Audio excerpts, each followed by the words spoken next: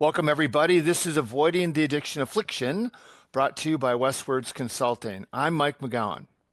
A while back, I had the privilege of speaking with our guest today, KJ Aiello, about mental illness and the stigma around that term. KJ is one of my favorite people.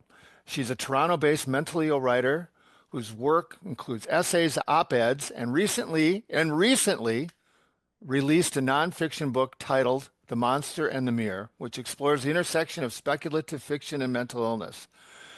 I'm going to mention this even though we talked about it the last time. She also authored a brilliant article, just brilliant, that was available, and I'll put a link to it in the independent publication, The Walrus, titled Who Gets to Be Mentally Ill? Well, since May is Mental Health Awareness Month here in the States, we thought it would be a great time to talk to KJ again to celebrate the rollout of her book and to chat about the state of our mental health. Welcome back, KJ. Thank you for having me again. God, well, it's so fun. You are one of my favorite people. Well, thank you. Since we last talked, and I know I talked about this to you a couple of years ago and then again last year, your book came out. It did. So I want, since I haven't had that experience, I want to talk about what's the reception been like? Are you doing appearances? Talk about that stuff. Yeah, it's been wild. Well, so a little bit of context here. My book came out, and I think it was about 4 or 5 days previously.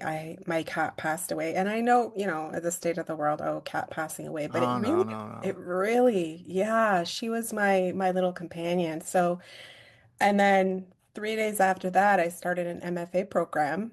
So it was a whirlwind, and I don't think I've been able to catch my breath since. And it's been I am grateful for all of the warm reception that the book has received, as well as, the CanLit or Canadian literary community here, as well as some, literary communities in the US embracing me and embracing my work and my thoughts and opinions, which is kind of wild to me. But I'm feeling very exhausted. I I bet. realize that, yeah, it's taken a toll on my mental health. But yeah, I think it's the people who are reading the book, I think it's hitting them in ways I did not really expect. I think it's helping people to feel seen, to find nuanced layers to our conversations around mental health and mental illness, as well as folks who just, feel othered or they want to learn more about how Mhm. these mental health conversations and mental illness and othering its place in our political discourse. So, it's not just about dragons. No, no. In fact, well, there's a million questions come up right away. Let me start with your cat. Sorry. Hmm. Because your cat played a role in your growing up too. So that's not easy. I'm sorry about that. Um, Yeah, it's a different kitty. She was the one who I adopted right. after some pretty traumatic experiences, and I thought I need something in Yep. my life, and it was this little creature, and it felt kind of full circle. She lived Yeah. 15 years, Wow. 15 good years, and it was almost like, the universe said, okay, she's done her part. Hmm. And I know she's just a cat, but she was my baby. Uh, So it felt strange and full circle and wholesome and yet heartbreaking. KJ, I work with a lot of adolescents all the time. That's what I was doing yesterday. And your book. I work with tons of kids who your book is perfect for. Not that it's an adolescent book, but they will be seen in that because I can just see them. But when I ask them, who's the best listener in your life? Who listens to you? Animals come up. Hmm. Number one, grandma, all the Hmm. time. So it's not just a cat. Many times it's for a lot of kids, especially in dysfunctional families, it's their best friend. Yeah, she was. And she also kind of gave me this, she helped to teach me what unconditional love is. I mean, Hmm. animals will love you unconditionally, but also I found a way to look after another living creature Hmm. in a way that I'd never really felt in my own life at that point, but that I was capable and competent to do it and worthy enough to have this little critter in my, and she was so cute. Oh, yeah, she was just the cutest. It's great. Well, you've talked a lot when our conversations about going through, you went through a lot. And I like that you describe yourself as a mentally ill writer. Like, let's take the stigma out of it right away. But we've had a guest or two on in the last few months who have talked about different therapies, everything from like ketamine therapy and EMDR and other things. What sorts of things have you tried over the years that helped you? So I have not done any of the I don't know how to term those other therapies, the non-traditional therapies, I Right. guess is what well, non-Western medicine traditional. I do know that there are other cultures and traditions that do use some of these other, like ketamine or CBD, Hmm. marijuana. I have not. I don't know how to say this, but I have partaken in the past and Yeah. it was not great. I do not deal well with those sorts of things, but I have found when I met my husband, I kind of found this soft place to land and to fall apart and to really kind of, you can't organize a closet unless you empty it out first. And that was the process over a couple of years. I just emptied out. And then I sort of started to build things back up again. And I found that that was one of the best therapies that, in my medication and, traditional therapy as well, talk therapy. So for me, that has worked. And I feel really, really grateful that I actually don't have to work a full-time job. I Hmm. can look after my mental health, and I understand the privilege, that I have to be able to do that. There are a lot of disabled folks who, they're living under what is it, the baseline living conditions. What do they call that again? Words, Mike. They're We under get the the point. poverty line. Yeah, Yeah. yeah, you get the point. So for me, those, non-Western traditional therapies, I don't really want to try. I don't think that they would work for me. And they don't work for everybody. But the No. people who they do work for, you know what? I am happy for them. You know, your You know. your book, since you brought it up, your book, I really liked the way you dealt with what you just brought up in your book. You don't go into war stories in great detail, but you touch on stuff and you let the reader know, yeah, you dabbled in things Mhm, that weren't helpful, right? mhm, Without elaborating, making whole chapters about the one-nighters or, what you took or anything else. mhm. It's hard when you're struggling to find yourself, and if you're feeling invisible, to feel visible even for a day. Yeah. That was kind of what I did. It was also, I think, this sort of subliminal way to hurt myself. Hmm. I had, zero self-respect, zero. I wasn't suicidal, but I also would not be sad if a bus hit me, Mm. like it wouldn't be a bad thing for me. So I think all of those behaviors was because I did not feel worthy. I did not even really feel human. And all I'd really known of love, particularly love from, romantic love or sexual attraction or anything like that, it was very toxic, what Hmm. I had learned. I think a lot of women have had similar experiences to varying degrees, and it's very hard to find your self-respect, your self-worth, and, fight for your place in this world when really by a lot of men and boys, you've been treated like garbage. And then you have that additional layer of, I do live with childhood trauma. I was living with mental illness. It was just a perfect storm of, treating myself like a trash bin, really. Yeah, well, your book caught me, well, and I think it would catch anybody like right away. It just hammers you right into the book. And I don't mean that in a negative way. I'm like, oh my gosh, turn the page, turn the page. There's no slow buildup. You saw yourself sort of as a monster, but did you see yourself that way, or do you think you viewed yourself that way because others viewed the behavior monstrously? I think it was a bit of both. I always felt there was something a little weird, a little different about me, even from the time I was little. I mean, I had a very active imagination. I think a lot of kids do, and I think that should definitely be encouraged. But I also feel like, and also the messages that I got from my mother growing Mm, up was the world is evil, the world is going to hurt you, only I can take care of you, which I'm sure she meant well by it, but it was a very harmful, toxic message for a little girl to get, particularly a little girl. But I did feel like there was something weird about me, that I was not right. I always felt like I was sort of just stepped outside my body all the time. It was like this, tracing paper over an original. I was the tracing paper, just sort of a little bit skewed over top of the original that I was supposed to be or what people saw mm. me as. And that, only became more inculcated into my into my self-view and like who I was, my base personality as I grew older because yeah, I lashed out when I was a kid a lot and the only way I knew how to fight back or to be heard was to be violent, and I don't blame myself for doing that, really. I don't blame that little girl.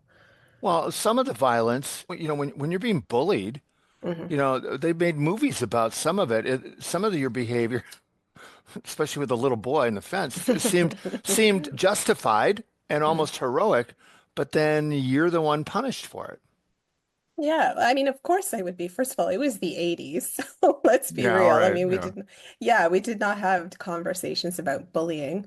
And I think little girls, and perhaps also today, little girls are seen as far more compliant, far more the diplomat, softer, gentler, and they would not lash out like that. I think girls and women are given such a hard time if they do, show assertion, Hmm. right? Like a man or a boy would, boys will be boys, right?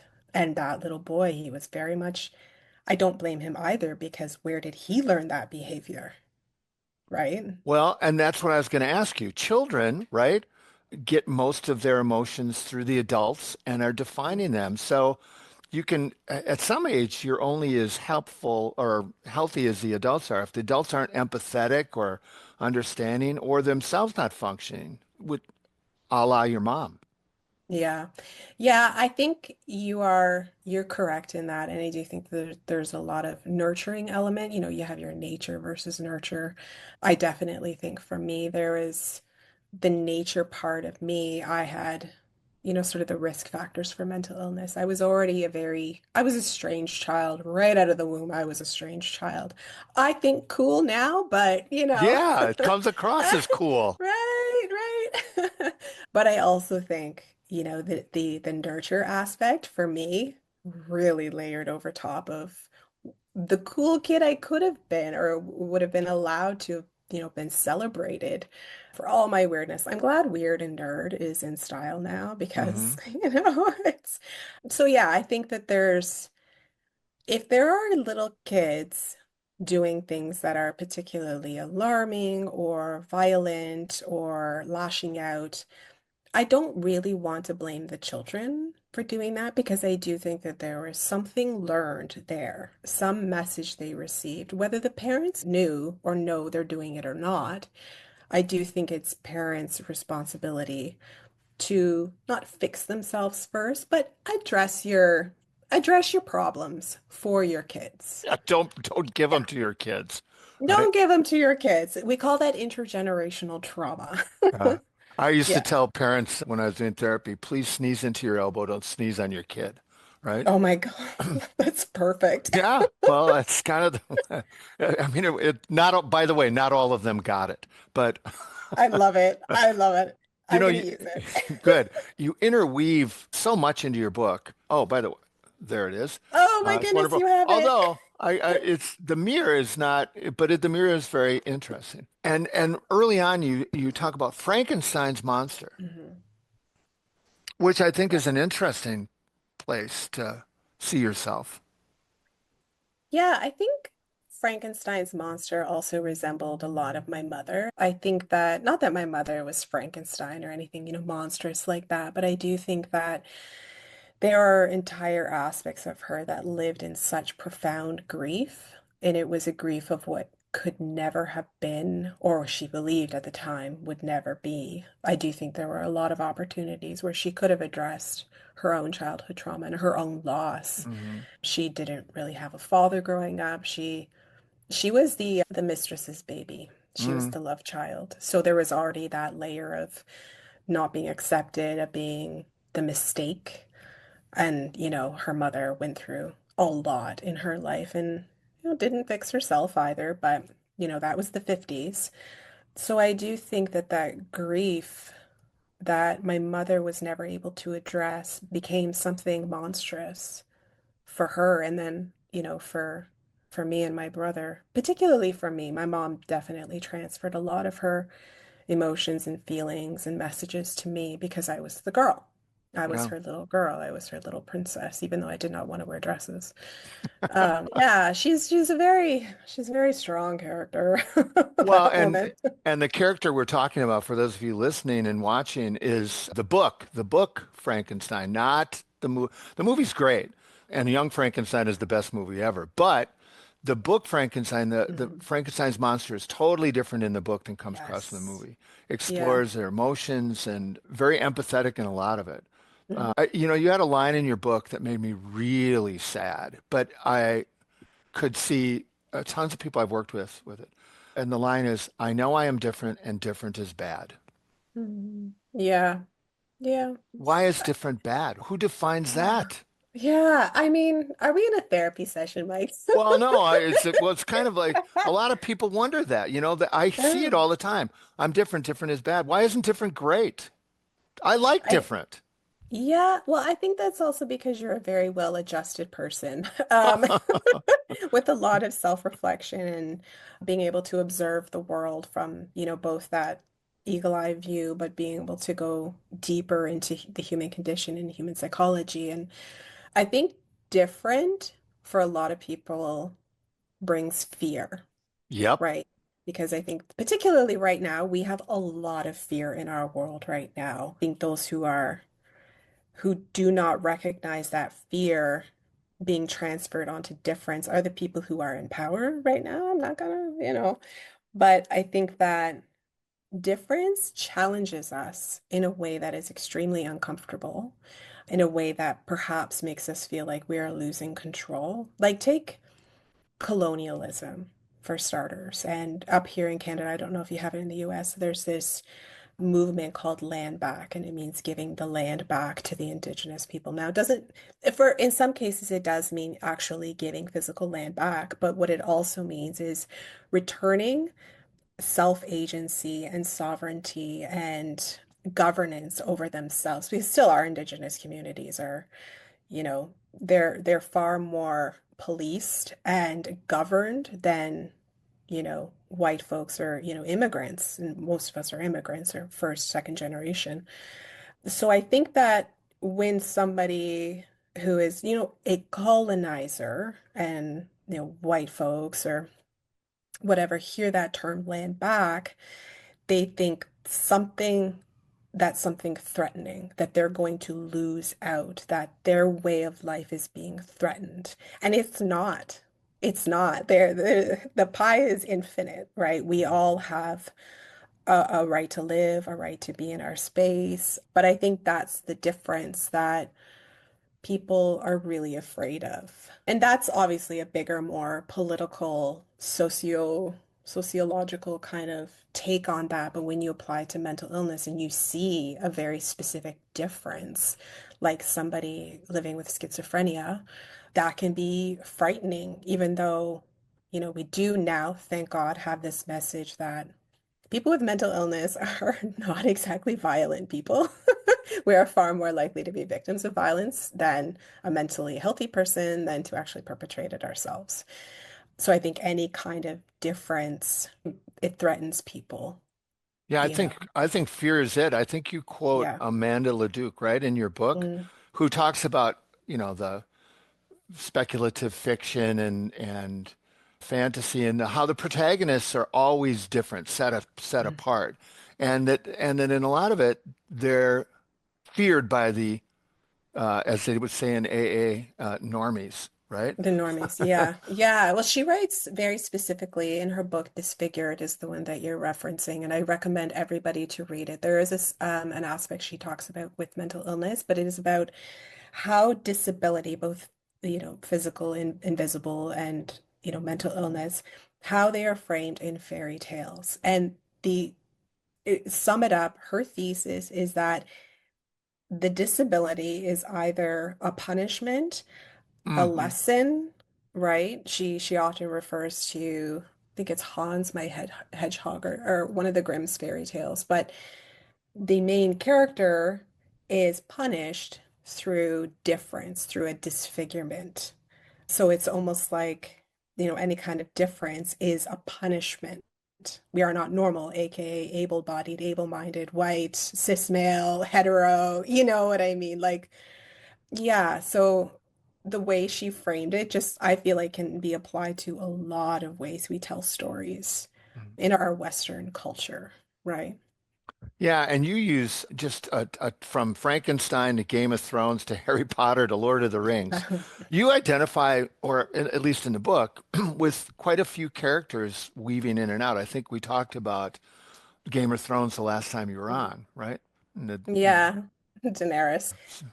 Yeah, I mean, I can definitely relate to a lot of those characters in some way, but I also think that there's some ways that the authors or creators, like, Game of Thrones, what they did to Daenerys, I'm still okay, salty about that. everyone is.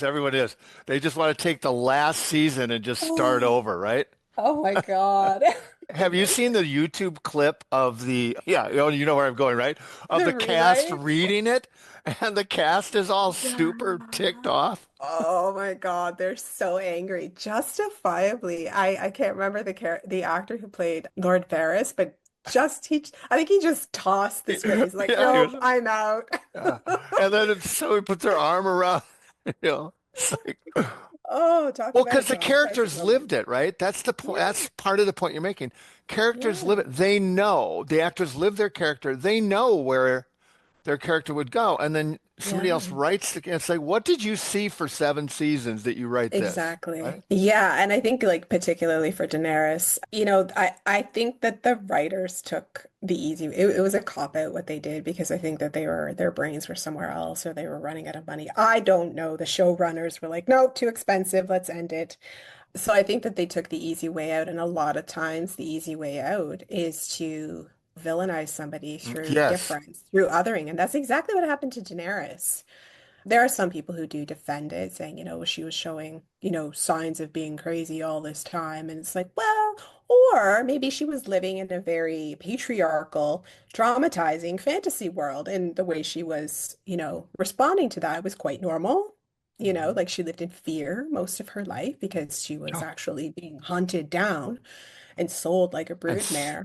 mhm. Yeah. So, and I think like for a lot of the Game of Thrones, and I'm talking about the TV show because I've tried to read the books and they're like bricks. They're so thick. I think a lot of the female characters in Game of Thrones, like you look at Sansa Stark also, these women are, their story is pushed forward. Their plot is pushed forward through the actions, the behaviors of bad men. So you Mhm. look at Sansa in the last season when they're all in Winterfell. They've won the spoiler alert. If you haven't watched it yet, I feel like that's on you at this point though. Yeah.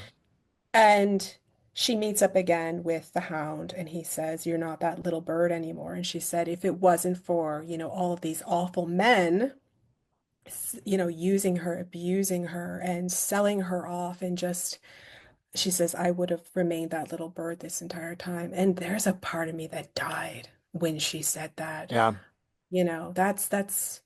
That is not our story. No, but because what happens when you abuse that much, we all know, is not you don't end up on the throne, right?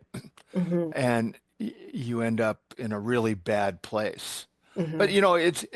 you talk also about gaming and other places that Hmm. people find themselves, right? I think was it your friend Neri that said in fiction you can Hmm. create a better world, you can find a better you. Neri, Um, yeah, Neri's fabulous. If you're on Twitch, check out Neri by Nature. She's created such a wonderful, welcoming, safe space for gamers. And so I interviewed her. It's the end of the book actually, and it's sort of like, how was I going to, take this story that I've told over the past, 200 some odd pages, and how am I going to move forward? How am I going to inject some hope, find, possibilities for our future as people who are different, particularly mentally ill people? And Neri just summed it up so well. And she, first of all, had said something like, why are people why do they feel freer in a simulation than they do in real life? And she says, what are we afraid of? And mm, again, we're going back to this fear thing. And she said, in fiction, I feel like you can create a better world because if we make those attempts in our world here, we are afraid of, failing. We are afraid of ostracization. We are afraid of, the boogeyman in the closet, what bad things are going to happen to destroy our souls or literally actually just destroy us. So I think Neri has a very hopeful view, and she actually taught me a lot about, what we can do with these incredible worlds we can create in fantasy. Literally, we can do anything in fantasy. Why don't we do something great, Well, you and it, know? it it blends. Do you also share that optimism? Because Yeah. you communicate it, you embody it. Yeah, I mean, right now with the world, it's a little hard, but I do try and find, hope in the world and ways that we can move forward together. And actually, I just finished reading, and I'm looking at my books here. I'm going to show it to you. I know people can't see, but she's American. Saving Five, Amanda Nguyen. She is a Vietnamese American who she she yesterday just went to space. She was the first Oh, all Vietnamese to right. go to space, and this had been her becoming an astronaut had been her dream. But when she was at, I think it was Harvard, her first year, she was sexually assaulted, and her story of when she didn't want to press charges because if she was going to go to NASA or CIA, she also interviewed with the CIA, she could not have an open court case. So the statute of limitations in the state that she was in was 15 years, but her rape kit would only be kept for 6 months and then it would be destroyed unless she pressed charges. So every 6 months, she was re-traumatized trying to get her rape kit saved. So, and she said, of course she did. She's like, you know what? I'm going to change the law. Mm, And she did it at a federal level. She went to Washington and she changed the law and then obviously wrote this beautiful memoir. I recommend absolutely everybody read it. I read it in a day, mm. one sitting. Amanda, if you're listening, I had to pee for like the past 100 pages, but oh no. Well, you can get What up and walk and carry it yeah, with you. carry it to the oh no, I'm still traumatized also by that. What was that? A Seinfeld episode? I Yeah, don't know all if right. Got it. Got it. George Yeah. takes it to the one. No, no, no, we're not doing that. Only our cell phones. And it just, and after all of that, she finally got hired at NASA. And yesterday, Wow. she went to That's space. And awesome. oh my God. So hope, like there are people out there who are fighting, and they're fighting for those who are too tired, who do not have the power, who do not have the resources. So amongst all of the garbage that we're getting right now, and I do feel like a lot of Americans are they're afraid and they're under so much garbage right now of what's Well, happening. and you don't know how you guys are going to turn out either, right? Don't even, yeah, we have an election. I think it's at the end of the month, Right. a federal election, and the two candidates, one of the candidates is, I think she's kind he is kind of like the Canadian Donald Trump. Yeah. He's a little, only he's a little smarter, which is scarier. So we'll see how it goes. But even if he is elected, fingers crossed he is not, I have to believe that there will always be those people who do have the resources, who do have the energy, the mental and emotional capacity to be able to fight when those of us cannot. Well, and I want to end it with you with that sort of like that. You mentioned in the book that your father coped with his stuff. He'd go and talk to trees, right? Yeah. And you mentioned leprechauns and being Irish. I'm familiar Mhm. with them. Yeah. And the space you talked about with the lady's book who you just read, there's a space, our brain. We don't understand our brain yet. Mhm. What's wrong with talking to trees and believing in leprechauns? Yeah. So my dad didn't actually really talk to trees. It was sort of like a metaphorical. He had this sort of respect, almost like this druidic respect and understanding with nature. He was only really himself when Well, yeah, being deep your in the mom woods. said Yeah. he talks to trees, but you Yeah. really just observed, right? Yeah. And it was kind of eerie that he would be able to find a fox's den, like just snap of the fingers. He found a hawk's nest. He waited there and saw the chicks, the hawk chicks. He climbed up the tree. He would see stags. He would find stags in the autumn, when their antlers are in, I call it full bloom. I don't know how else to call it, but just absolutely stunning what he could find. And he would also find the rarest flower. We went to Flower Pot Island, which is an island. It's about, I don't know, 4 hours north of Toronto, because he wanted to find this one rare orchid called a Calypso orchid. And he spent all day and he finally found one. And it's just like he was, I don't know, he had this sort of sixth sense to be able to find the magic, even though it was in the real world, the real person, he kind of just sort of smooshed it all down. He put it away for some reason. And I not for some reason, I know why he did, but and it was incredible. And I will always, even though, my father and I do not speak and very complicated feelings there, I will always be grateful for those memories that I had with him. They were beautiful. Hmm. Yeah. Yeah. Well, he might have been looking for it, but when you were with him, he was walking alongside a pretty rare flower. Well, thank you. Oh, I'm gonna take that all week with me. Well, it's your book Thank is just, you. I told you this before we started. Your book is terrific. The conversations have been terrific. Thank And you. and I'm going to find any excuse to have you back. But for those of you listening, you know how this goes. There's links to KJ's work and her wonderful website, and the pictures are are delightful. Thank you. I love that anybody that doesn't take the author Yeah, the picture, author right? picture. And Ugh. and yours are just full of life, which is great. Thank you. For those Thank of you you. listening, watching, I hope you find hope, courage, support wherever you are. Thanks for listening. Be safe, keep going, and who's to say that there are no leprechauns?